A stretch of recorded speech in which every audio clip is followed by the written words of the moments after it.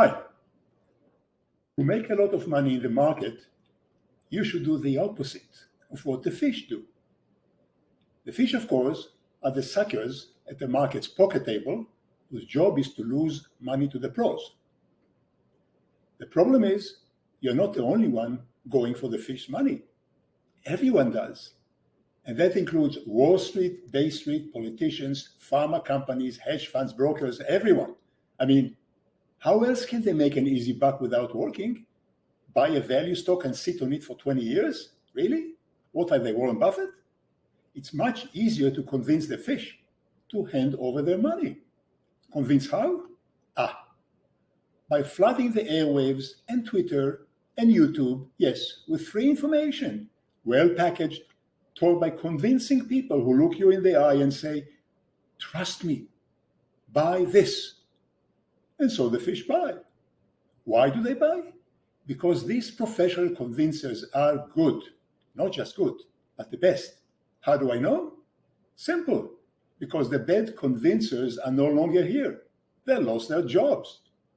As in the movie Glengarry Glen Ross, when the bad salesman couldn't make a living pulling in the fish money, they left to flip burgers or serve tables in the fancy restaurants where the good convincers, the sharks, take their dates. And once the bad convincers are gone, only the good convincers, the sharks, remain. Those who know how to make the fish buy what they sell.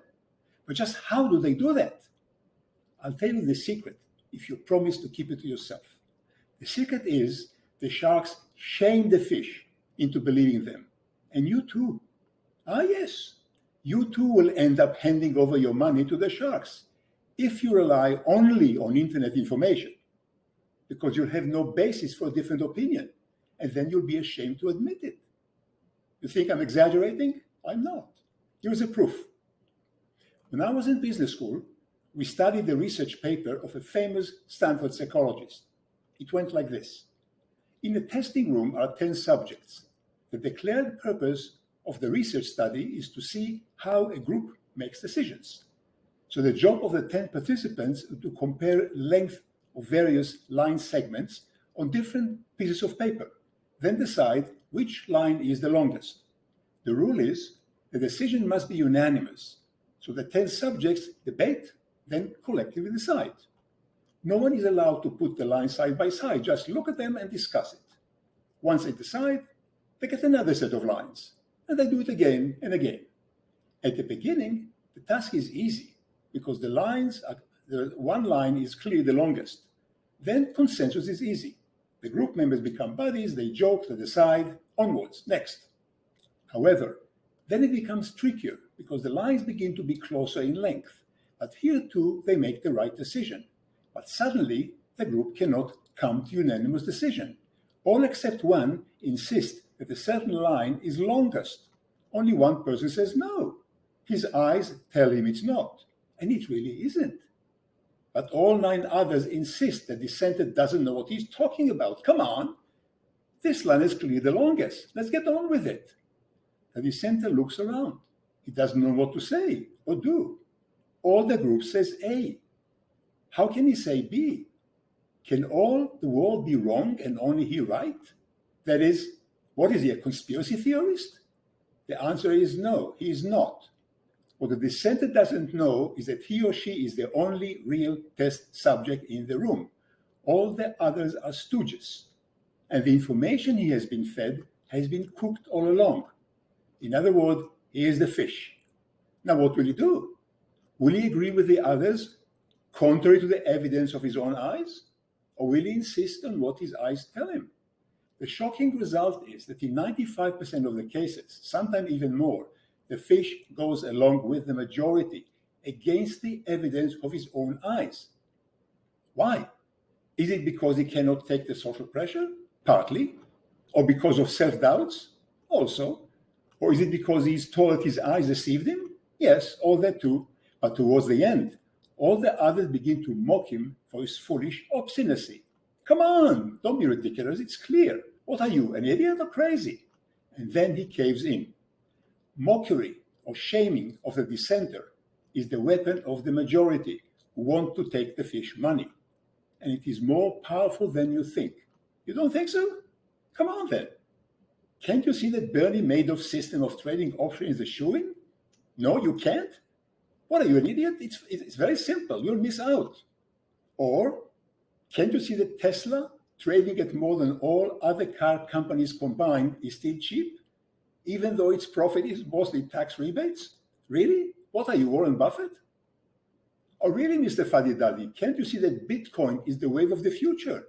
Here is the math formula. Can't you understand simple math?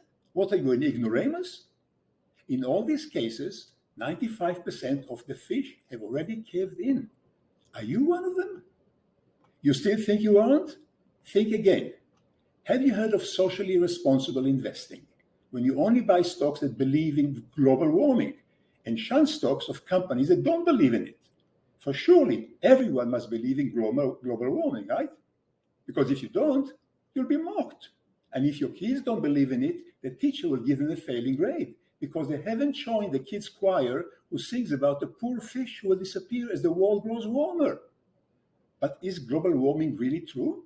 Yes? No? Whatever is your answer, how do you know? Have you sleuthed the data yourself? Really? Which data? Thickness of the polar ice caps?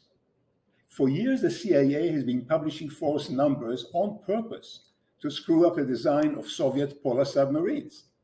And later, a professor at the University of East Anglia faked numbers of CO2 in the atmosphere.